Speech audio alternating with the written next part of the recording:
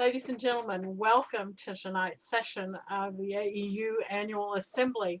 It's good to see all of your faces, see you here with us. Oops, there came mine.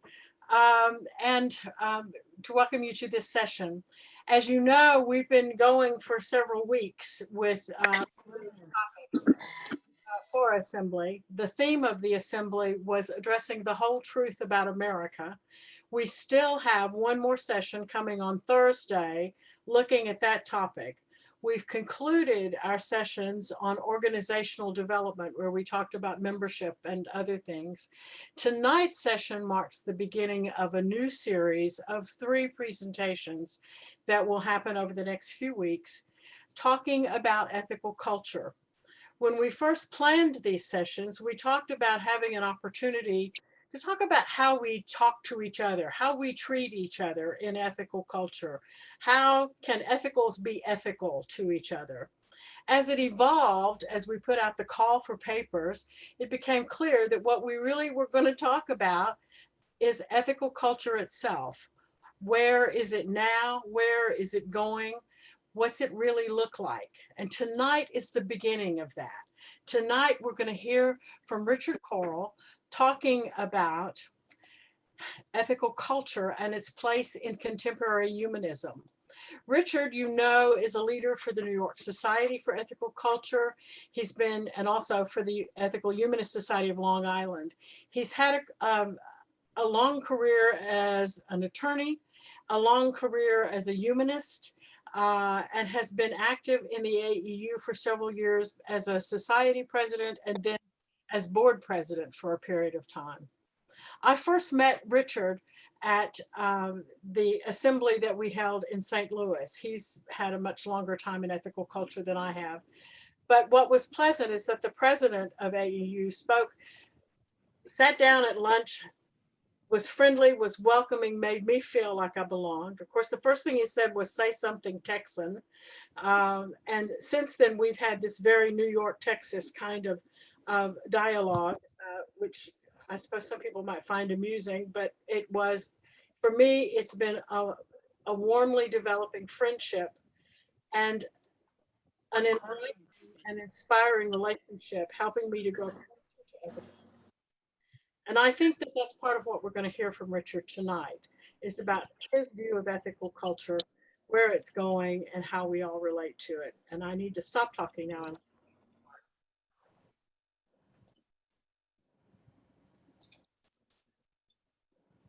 Richard, please. Okay. Well, hello, everybody. It's great to be with you. And it's great to be at the assembly. I'm finding a little hard to adjust to an assembly that's so stretched out and is happening over the course of 8 weeks. Sometimes I forget, there's an assembly going on. Hopefully, this is my call to the AEU that next year we'll be back together again in one place at one time. But I'm happy to talk about ethical culture. You know, I've been a member of ethical culture now for 30 years. This is my 30th year. I was looking at the book I was given. Am I being heard, or is it a little? Okay. Great. Yeah, so when I first became a member, I was given a copy of The Humanist Way by Ed Erickson, and it was inscribed by the leader at the time, Buck Looney, and of the Westchester Society. And it's dated January 1991. So that's 30 years that I've been here. And this is really my entire religious experience. My youth was really not involved with any religion. So I came to, this is my experience of it. And other people have different backgrounds. Well, let's talk about how ethical culture or ethical humanism as it exists in the broad stream of things. When we say that ethical culture is very much part of the rubric of humanism, and we share that space with other groups and movements and organizations. So tonight, let's explore how we fit into this little club. What do we share with others and what distinguishes us? Now, humanism as a word has a kind of ambiguous meaning for many people, and it has a circuitous history. We might even ask what we mean by it. In the Renaissance, it had one meaning different from what we mean today, and that still creates a burden because sometimes annoying people confuse things by relying on the old meaning. Back then, it simply distinguished the divine from the profane. There was a study of religion, the holy texts, the revealed word, and then there was a study of the works of people, arts and sciences. Those studies were once called humanistic. That's how a loyal Catholic like Erasmus gets to be called a humanist. Today, we refer to arts and sciences as the humanities. So humanism as an ism is an adherence to a set of principles, and that's relatively new. Some people criticize humanism as focusing too much on humans. What about the rest of nature, they say. So sometimes the word kind of confuses folks. The use of the word humanism in the sense we know it today only emerged in the 20th century. Ethical culture was already in its second or third generation by that time and was doing fine without any need for the word. Uh, Felix Adler had trouble with it. He resisted it, but that could have been because he was kind of invested in his own brand, the ethical culture brand. Nevertheless, the word has become more generally accepted as a designation for what we kind of stand for and talk about. And so we've adopted it more and more ourselves. It's become a philosophical stance and a system of understanding the universe. And there are certain beliefs or attitudes that are now represented by the title humanism. In the 1960s, the National Leaders Conference uh, adopted humanism as the more relevant perspective for ethical culture, more than the 19th century idealism that Felix Adler had propounded. Several societies then changed their name to ethical humanist societies at the time, and some changed their name back to ethical culture. That was what Westchester did. So I'm going to make a thumbnail definition of humanism, a kind of working definition to put it on a map and to help us find our cousins, our in-laws, and distinguish those who are more distant.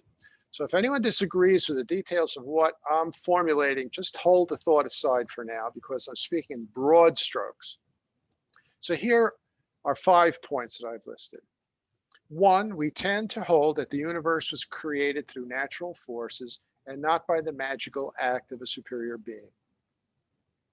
Second, humans emerged from nature and are part of the interconnected web of life existing on this planet. Third, we learn about the world through observation and science and not by revelations found in mysterious ancient books. Fourth, the values and ethics that guide our behavior derive from human experience and needs and are not imposed upon us by a superior, magisterial, godly ruler. We must work it out for ourselves. And fifth, we hold that there is worth and dignity in every person that must be respected and nurtured. So, right away, you can see that we've alienated several billion people on this planet.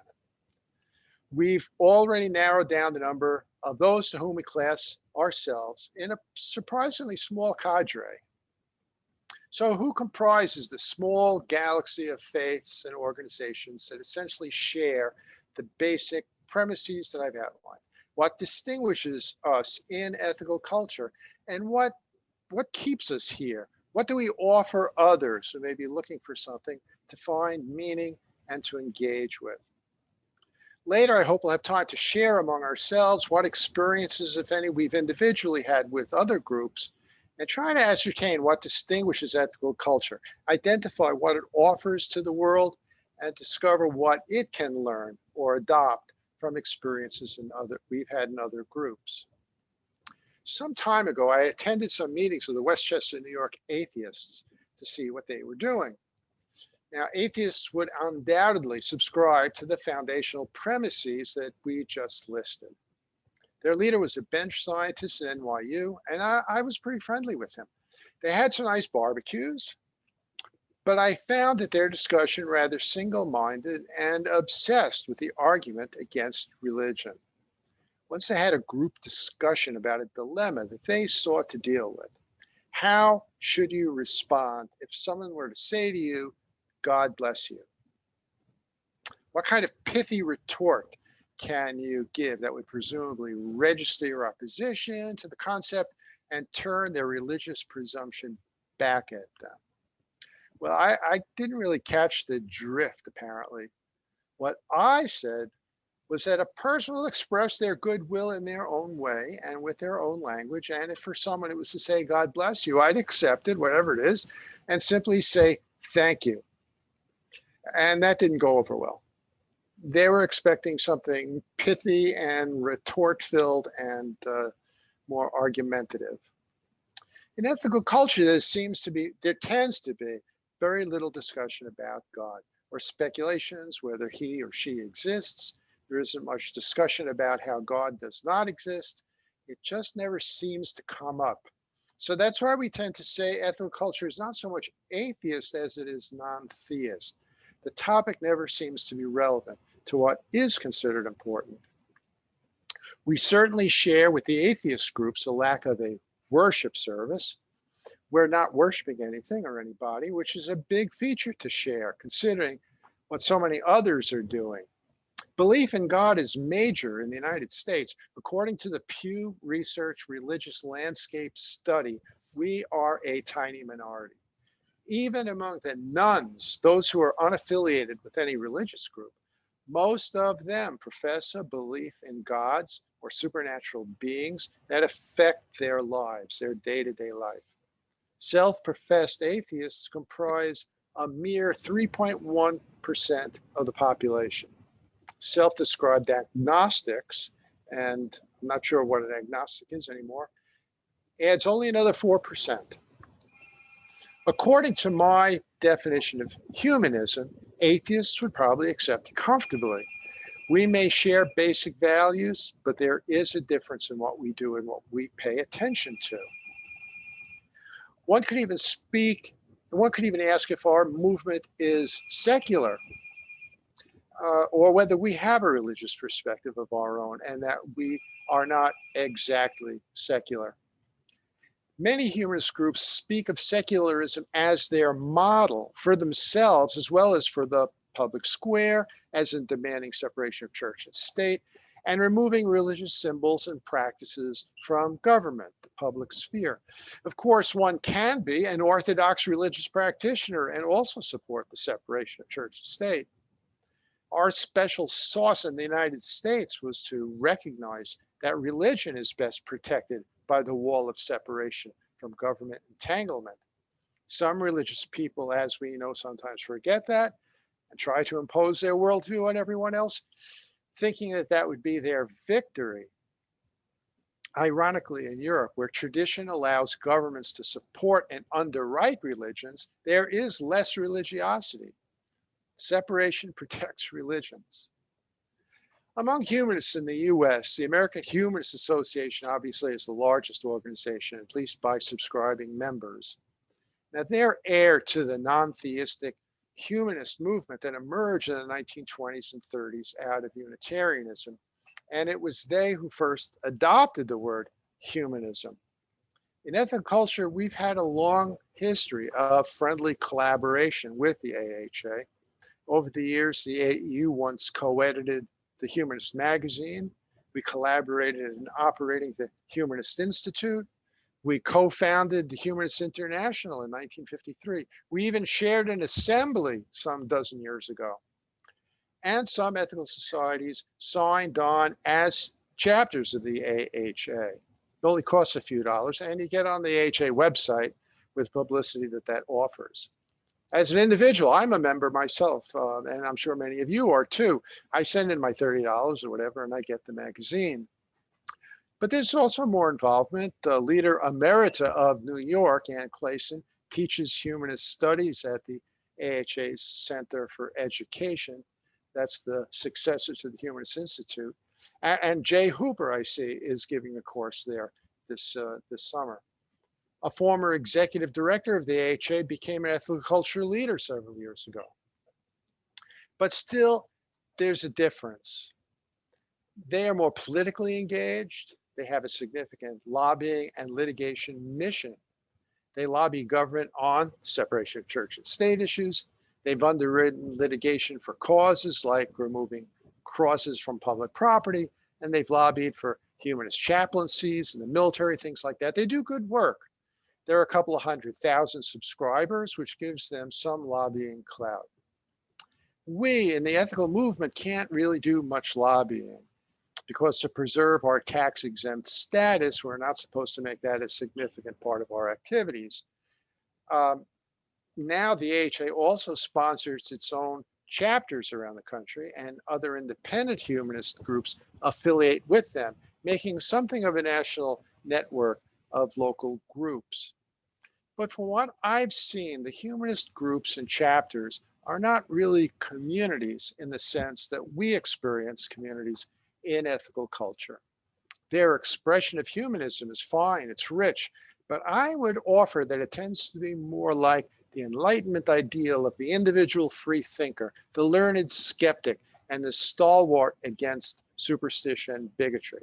Now, I admire and I embody much of that too, but I still find a difference. Once, a couple of years ago, we had a platform speaker from a group called Beyond Belief Foundation. You may have heard of that. If you don't know, Beyond Belief Foundation is an independent, humanist-inspired charity that collects donations generally for disaster relief. It was begun specifically to bundle gifts that would be credited to the humanist community. Everyone knows about Catholic Charities and the Methodist Foundation, but individual humanists were donating separately so no one would notice that humanists were being that generous and give them credit for it. So this is a good idea. Anyway, I met the speaker when she arrived at the train station, and I brought her back after the platform to catch her train back home. She gives these talks to humanist groups all around the country, but this was her first time visiting an ethical society. So on the way back, I asked her if she enjoyed the visit and if she saw anything in our program or our practices that stood out for her. Yes, she said, there was something about the society that was markedly different. In all the humanist groups she visited, people came for the speaker, and at the end of the talk, they got up and they left. Here, she said, nobody left. Everybody stayed. People talked, they clustered, they grouped, they moved around, they planned, they collaborated. And when she had to leave for the train, they remained. People were still talking. Clearly, there was something going on in that group that impelled communication, interaction that was, to her, noticeable, remarkable. Well, we know what we call it. We call it community. Do we have something other humanists don't necessarily have? I wouldn't say that we know how to make friends better than others do, or that we have more highly evolved facility to social facility than others have. But I do think that in ethical culture, there is more of an attention paid to our personal way of being than others have. Back when ethical culture was founded, the intention was to form a congregational format that paid deeper attention to its members. The philosophy was not so much that of non-theism or science as a value. Well, it was, but also the philosophy was that of living a life based on ethics. It was a philosophy to be lived. Our challenge was how to be ethical as well as how to be supportive of others, to be creative and be engaged in a world where it's presumed that there's no God to play a leading role. Emphasizing how we are to be creators, be peacemakers, be responsible, be civic. Emphasis was on how to be. While other groups in humanism define themselves as secular, in ethical culture, we go deeper into the person beneath the surface. Felix Adler said from the beginning that our task is to improve ourselves, to ethicize ourselves, and to ethicize all who are around us, our families, our work, our professions, and in our public forums. We seek to cultivate the individual as an ethical agent. We're to elicit the best in others. Note the verbs, to ethicize, to elicit. There's a mission there, an injunction to act. By eliciting the best in others, we're said to elicit the best in ourselves. So how does that elicit the best in ourselves? Because by reaching out like that, eliciting the best in others is not an act of charity. It's a spiritual practice. It's to be the one who can elicit the best in others, be the highest we can be. It's the most exalted we can be. It's to be the teacher, the coach, the peacemaker, the friend. Now, this requires you to believe that there's something of the best in others to be elicited, that you believe in the inherent worth in others, that there is a there, that lessons can be learned, that peace can be achieved, that people will want to work together for their own good as well as for others' benefit. Yes, there's a faith in ethical culture, and it's a faith in people. Other groups often set themselves up against other religions and contrast themselves. In ethical culture, we don't shy away from the label of religion, but our focus, our goal, our purpose is to develop religious values rather than a religious philosophy or theology. It's a distinctive religion. Being a religion of ethics, we take our ethics religiously. Well, there have been many books written in the last dozen years or so giving advice on how to live a life of meaning and spirit without the traditional God and angel formula. It's something to be celebrated that non-theists have achieved the respect and attention from publishers that justifies a stream of books discussing weddings, memorials, raising children, and just the attitudes of reverence, love, or forgiveness while respecting the non-theists among us. But sometimes I find myself protesting, hey, you didn't just discover it. We've been doing it for over a century. There are other religions that share many of our values clearly, and we've collaborated and cooperated with many coalitions to say, achieve reform, say.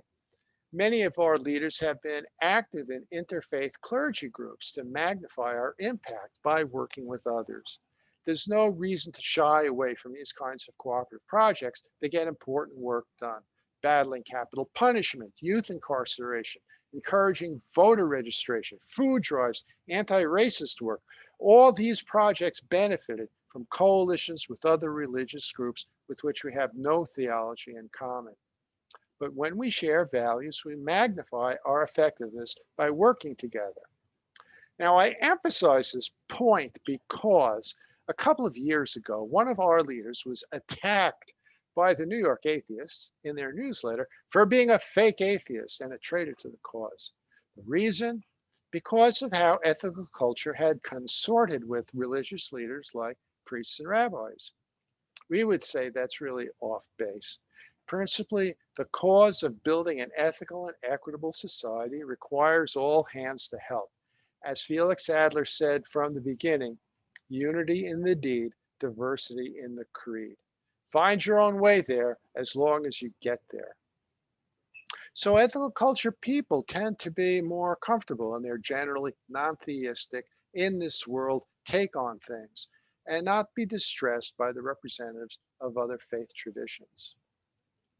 Well, moving on, there's a global humanist federation, Humanist International, and I mentioned a few minutes ago that it was founded in 1953 in a collaboration between our AEU and the AHA, as well as the British Humanist Association and the then extant Vienna Ethical Society, and I believe the Dutch Humanist Organization as well. Today, it comprises some 200 humanist organizations from around the world. Ethical is not the driving force that it was at the start, but we do have our participation. Right now, one of their board members is from the St. Louis Society, Anya Overman. Hi, Anya, if you're here. And their long-term treasurer was from the Baltimore Society. Randy Best, who I believe is here, was a delegate to their assembly for many years.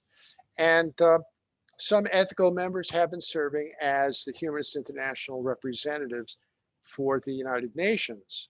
Of course, the AU has its own representative organization to the UN, the National Ethical Service, one of the longest serving NGOs at the UN.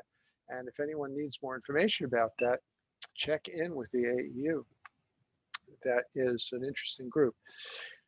The Unitarian Universalists also share part of the humanist universe.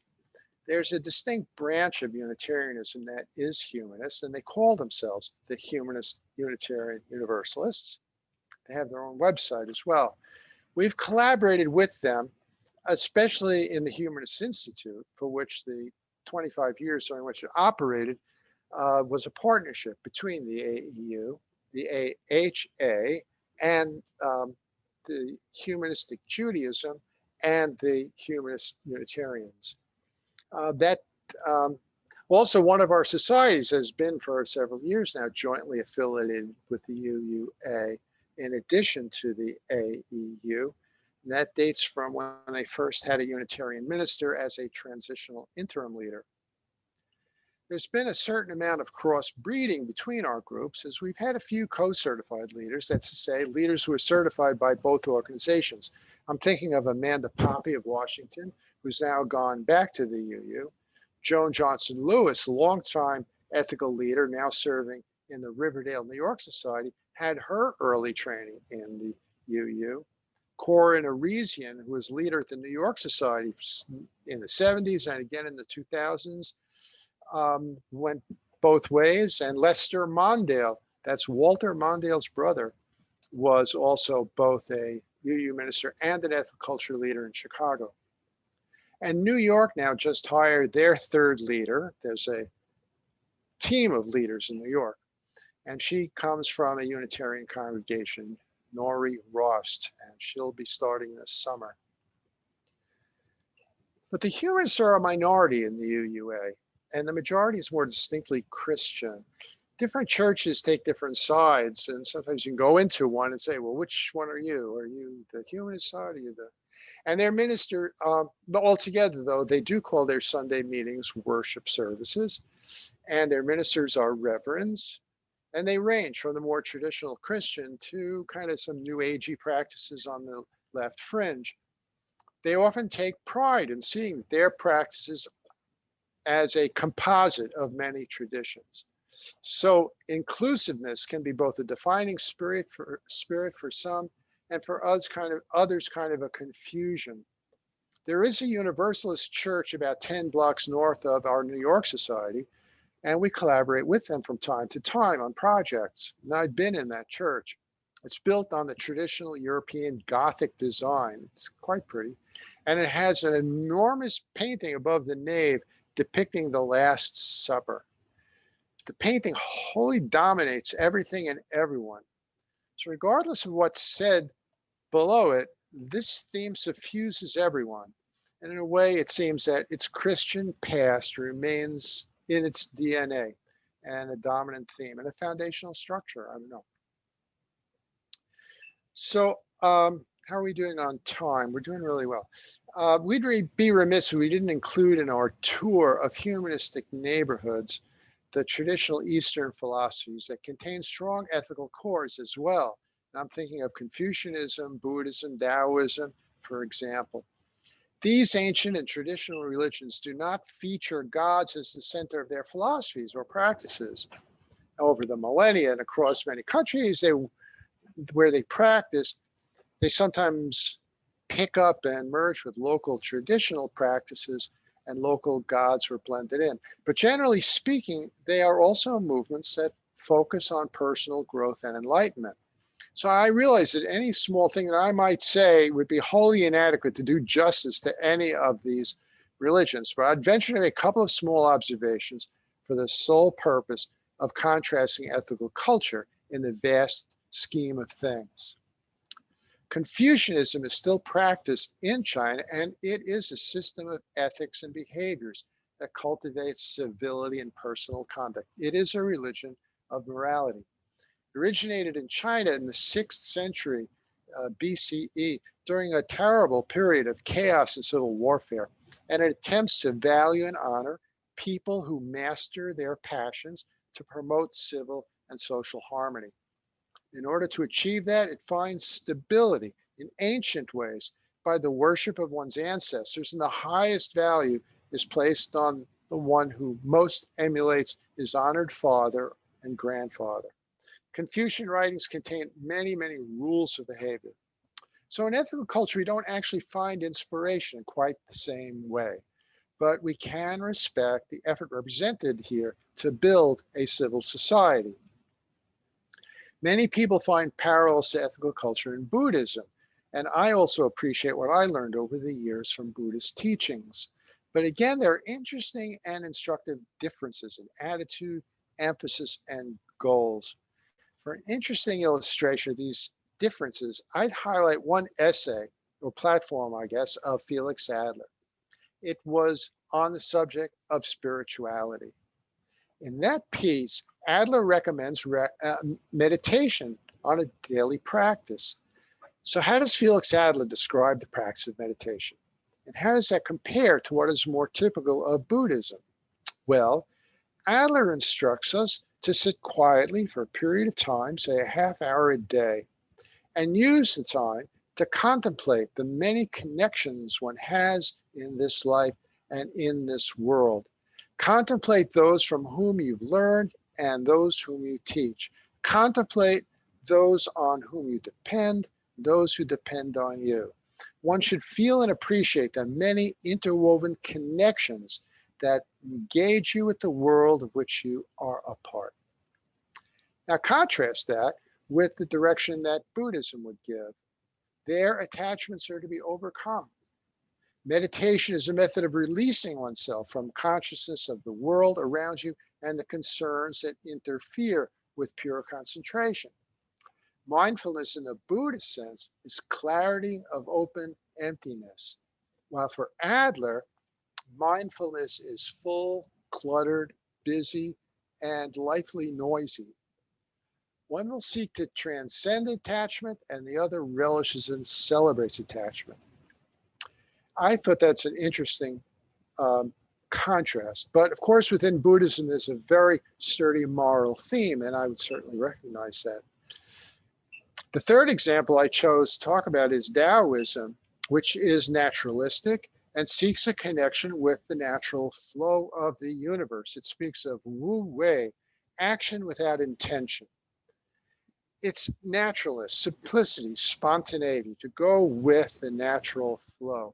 It says that one must place one's will in harmony with the natural universe, and in this way, goals can be achieved effortlessly. Just don't fight the universe.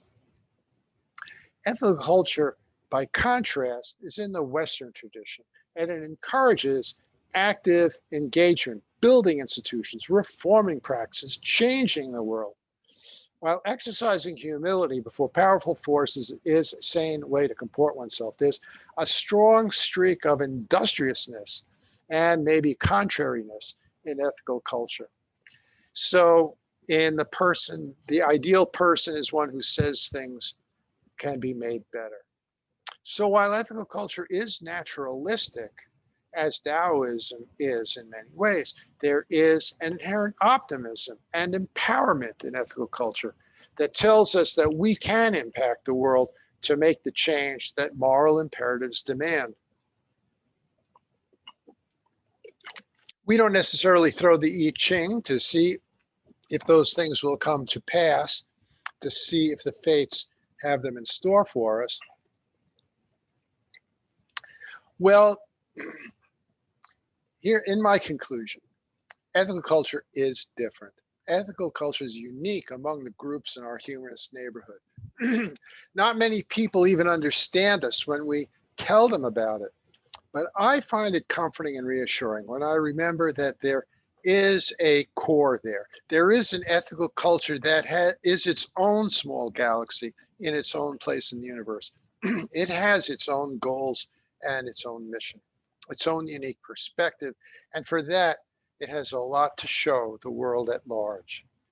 There is a faith in ethical culture that some other communities lack. There is an inherent faith in the future, a faith in the capacity for people to do better, to be better, to build a better world, one that is equitable and humane, sustainable, and, well, humanistic. a faith that there is the best in others that can be elicited, an inherent worth that each human spirit does contain and that can blossom, including within ourselves. It's a faith in people. What have you found in ethical culture that is unique? And what do you think it needs to fulfill its purpose? So, how did those discussions go? What do we need to know? What do we have? What's our special sauce in ethical culture? And what is it that we need to add? Anybody want to speak for their little discussion group?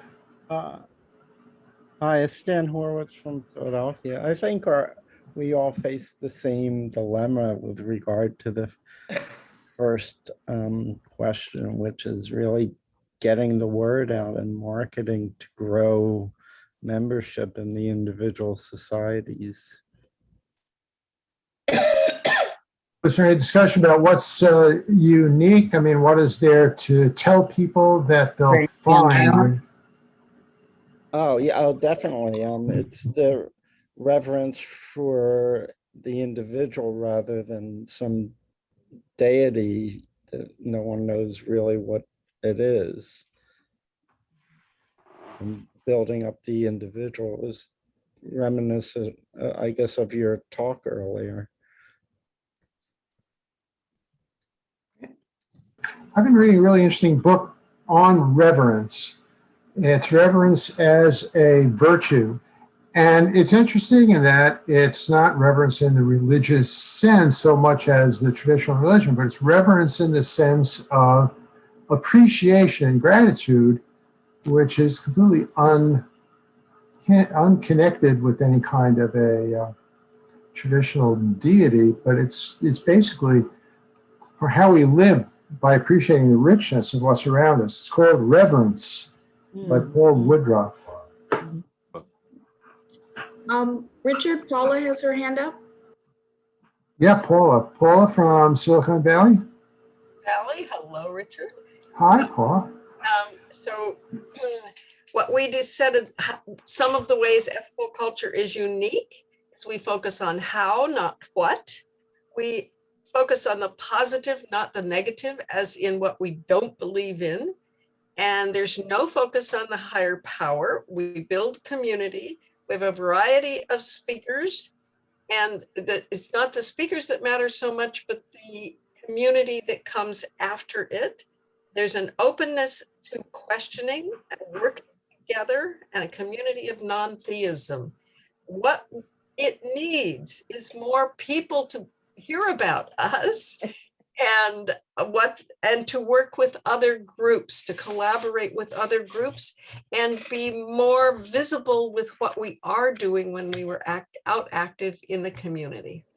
Well, that's really a good comprehensive list. There's one thing that you said, which I thought was really good. I had one comment from someone who was coming from some other tradition, just came for the day.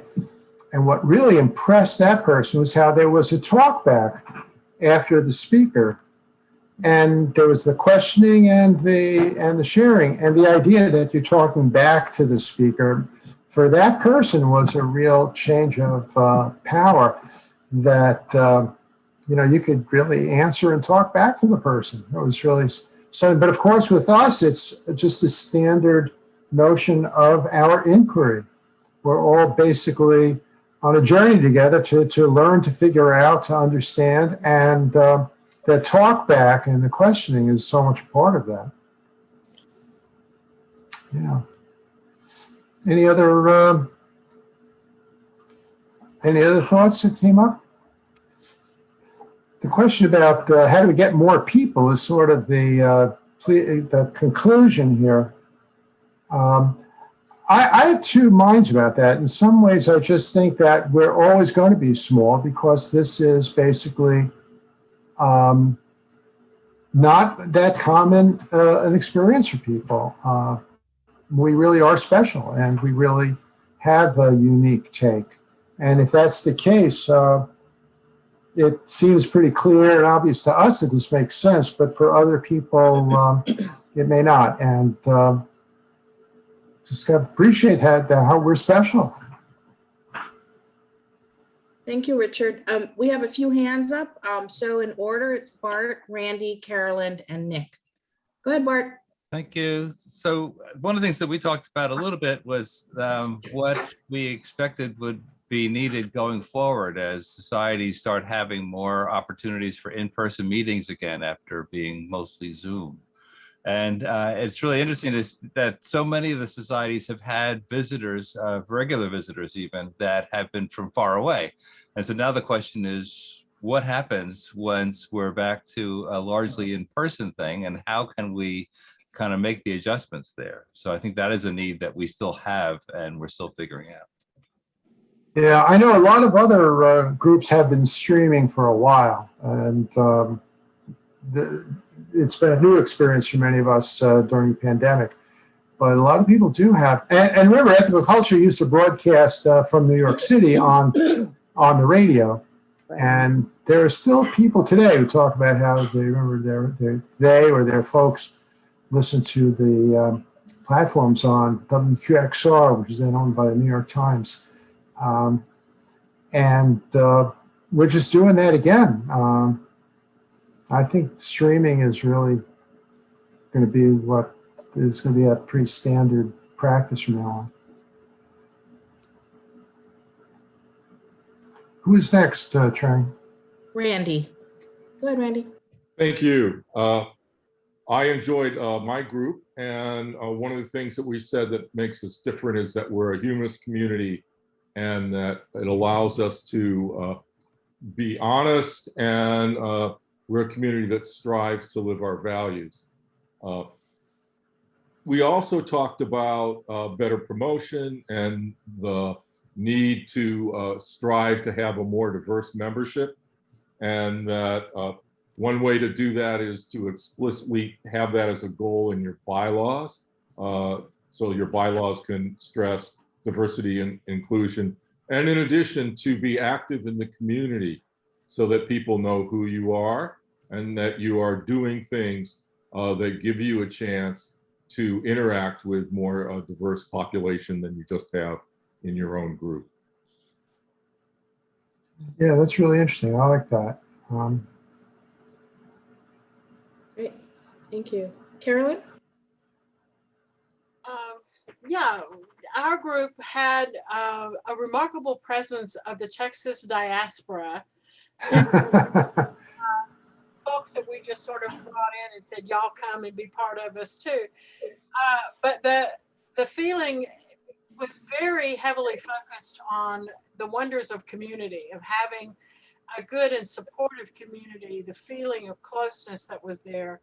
And also the opposite side, that when community didn't seem to be happening. So we talked about that a little bit in terms of how each of us we were gaining in community, or not quite as much as we'd like. But we also found some other things that were very precious to ethical culture. The notion of bring out the best in others is something to live with, something to grow with, something to transform yourself with, if you will, that this was something really special. And as well, we had a reminder that we have an incredible past, an incredible tradition. Where we come from means something, and we can do this again if we begin to think of ourselves as capable and ready to participate in these larger issues in the way we have in the past. Because that was a piece of what we talked about also, was what we need. And it seemed to be almost everyone down the list. And people, please correct me if I get this too truncated a summary, but we all did seem to point in the direction of we need somehow or other to be more visible. We came to ethical culture, sometimes stumbling up in the door, not literally, but finding it accidentally and not really knowing what it was, and saying suddenly, these are our people. Well, our people are still out there looking for us, so that was a matter of concern. And that's sort of a rough summary. I hope other people will speak up and tell you more about the discussion. Yeah, the legacy, the rich legacy of the years gone by is almost a burden as well as an inspiration. But I was looking at the history of one institution that was started by that old generation, late 19th century. There's a children's hospital in New York called Blythedale, and it's the largest private hospital specializing in severely disabled children. And that was started by the New York Society in the 1890s. So that what's interesting about the history of that is that it took 30 years for it to become a hospital. It was such a slow growth. When it first began, it was really very modest. It was just a summer retreat for handicapped kids in some space up in the country. And at each step just led to the next step. So what I learned from that, it's really powerful to work on small projects. Small projects may lead to big things. I'm sure there are thousands of other small projects that ran their course and were replaced. But every once in a while, one of them will develop a momentum. But they all start small, and you can't just start off building a hospital. You start off just working with some kids. Thanks. Who's next? Nick Sanders?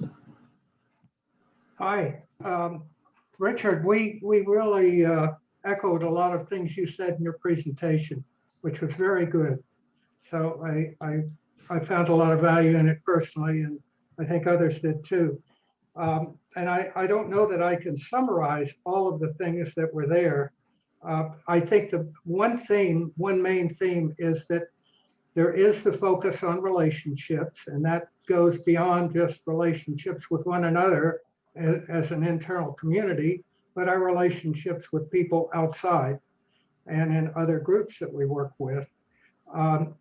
One theme that did come up, and it sounds like it's underlying in many of the other groups, is that we may feel like we're pretty small. I mean, we are, but so we feel that way too. We feel like we're small and insignificant. I guess my attitude has been, and it seems to be, this is personal now, not the group necessarily, but my attitude has been when we make contacts with other people, if we, without sounding forced at all in this way, if we're associated with an orientation to life that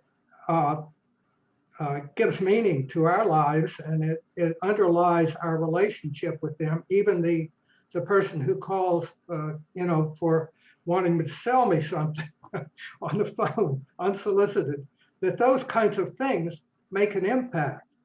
And almost to me, it's more important to do those kind of things, whether anybody signs up to be a member or not.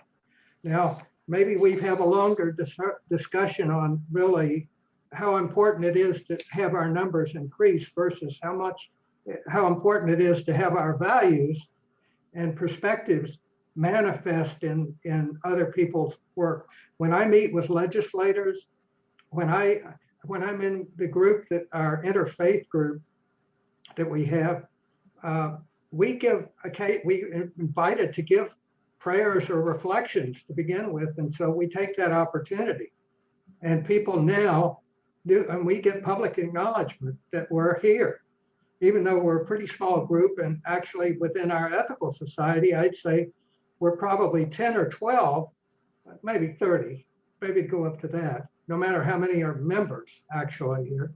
But our impact is much bigger. We're quoted by other groups, and I can't help but believe that includes that magnifies the impact of ethical culture. Thanks. Yeah, what you say is so interesting. That it's really what you do that has the impact, not so much the numbers. I think if we keep our purpose, our goal, our mission foremost, will work. It'll work.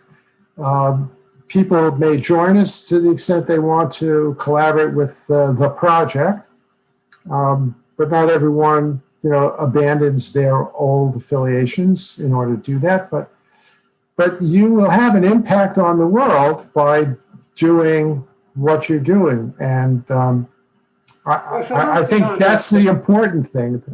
One other point, that I want to make is that I say I'm from ethical culture.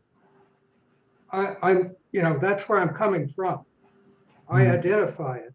So that it's not just, me being good or whatever.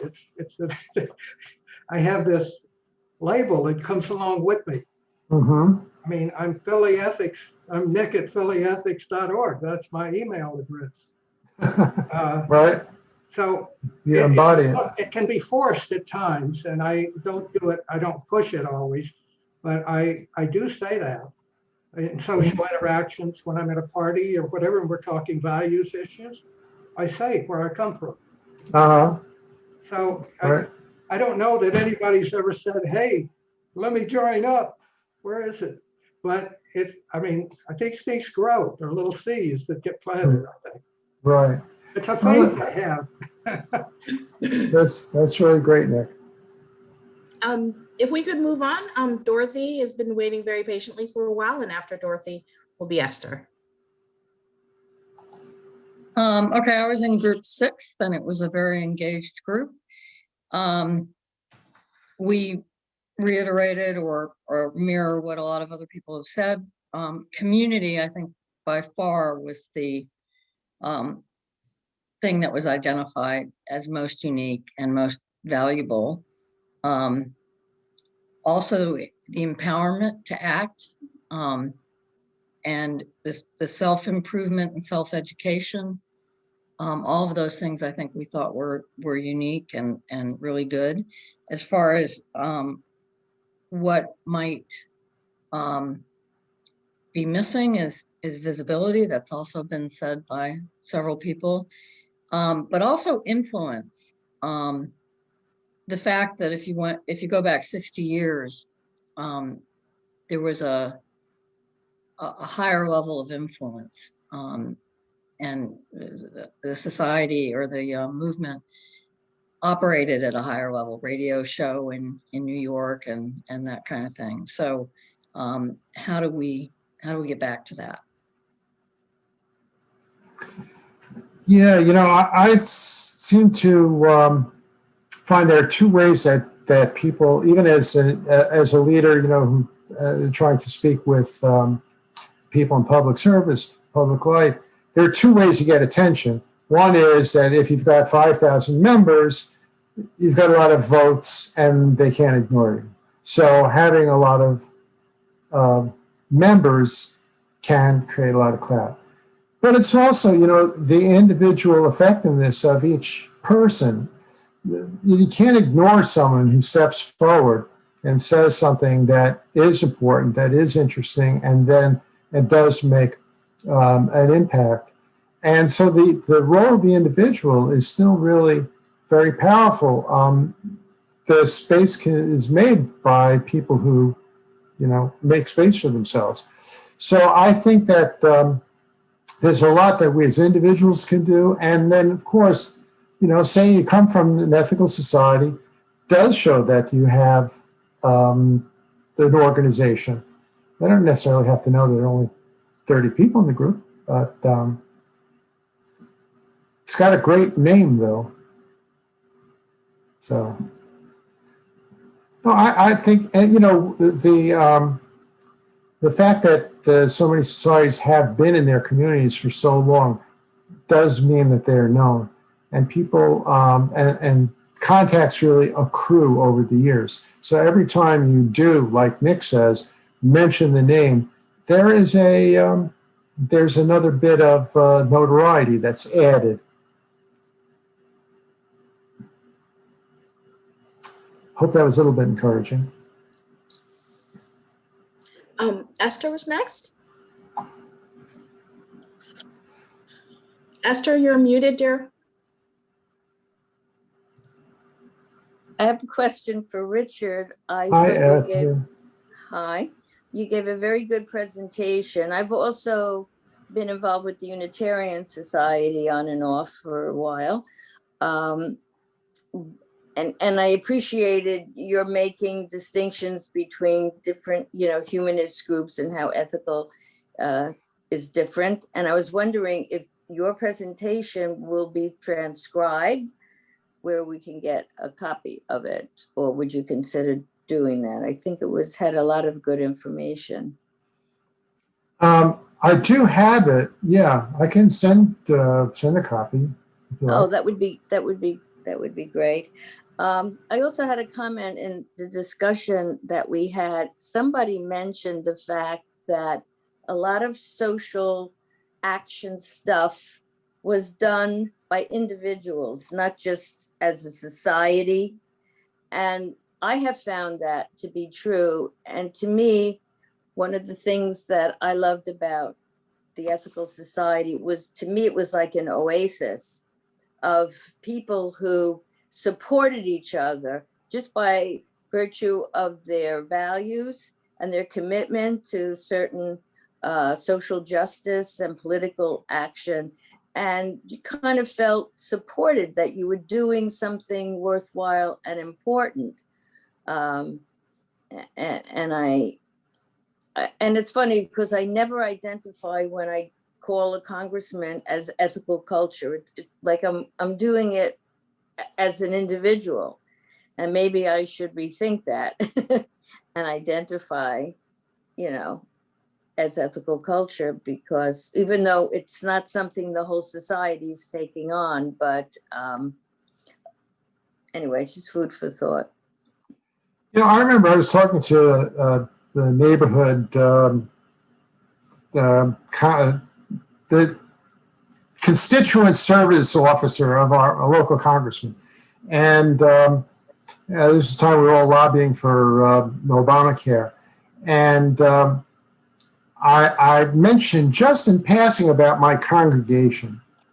And boy, he zeroed in on that really fast. And I backed off. I said, the congregation, I live in this district, my congregation's in the next district, so you're probably not interested in that. But boy, was he interested, because they see congregations as clusters of people, clusters of voters.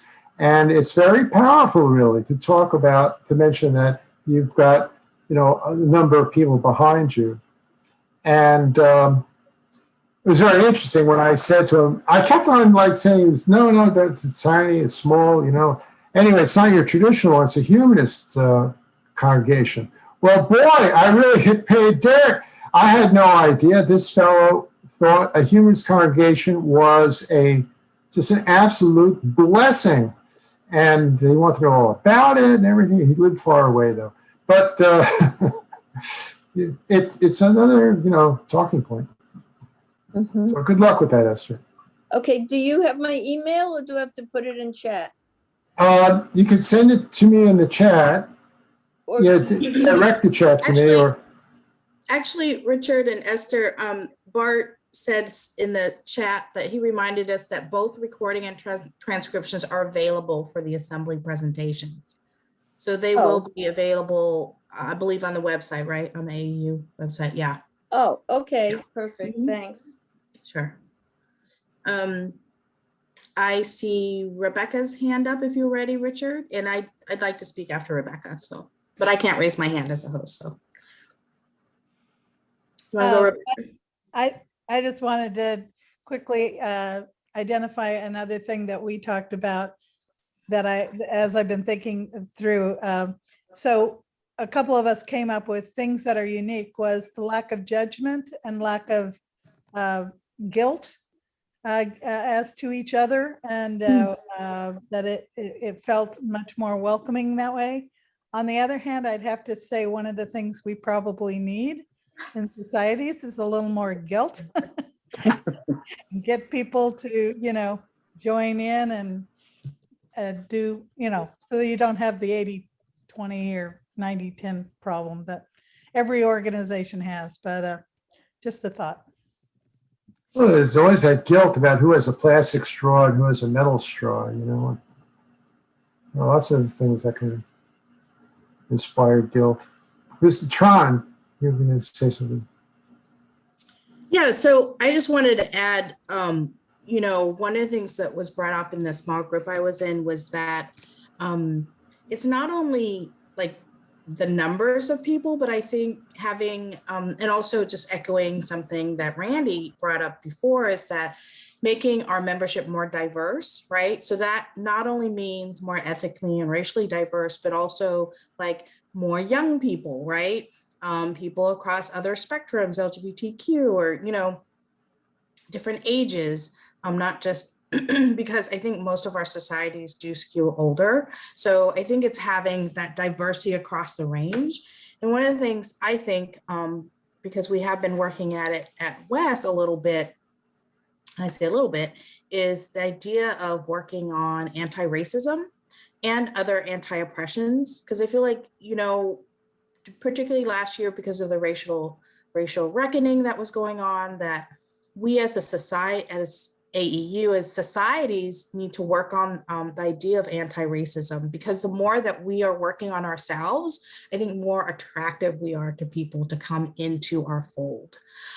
So that would be my I mean, it was partly discussed in our group, but that would be my suggestion in terms of how to improve our ethical culture. And that can translate into a programming suggestion. Mm-hmm. Yeah. Wow. And then someone, oh, thank you. Someone said Shirley has her hand up, her real hand up. That's Shirley true. Weiler? Yeah, Weiler. Yeah, from Okay. Austin. Yeah, one of the things I like about our local group is that each week we're challenged to consider, have we had an ethical dilemma the past week, or observe somebody else having an ethical dilemma, and how did we or they deal with it? And to me, that's a unique aspect of our group, in addition to the spirit of community and trying to do, you know, socially productive things. So wanted to put that in. Yeah, it's like having council of elders to bring the dilemma to. I like that. Well, thanks everybody. I'll pass it back to Trang and to Anna. Actually, I will pass it on to Carolyn as facilitator. Okay. Do that or pass it on to somebody else too. So much. I really was inspired. And the passion and the thought that there's there while we're looking for ethical culture is just really inspiring and gives us something to hope for and work with. I also appreciate the questions. I think that we've seen many answers, and hopefully we'll be discussing these more in the future. As a reminder, the video of tonight's presentation will be available in a few days. It takes a little while to do it. Anna is working very hard with a slow internet connection, but she's doing an excellent job to get out there.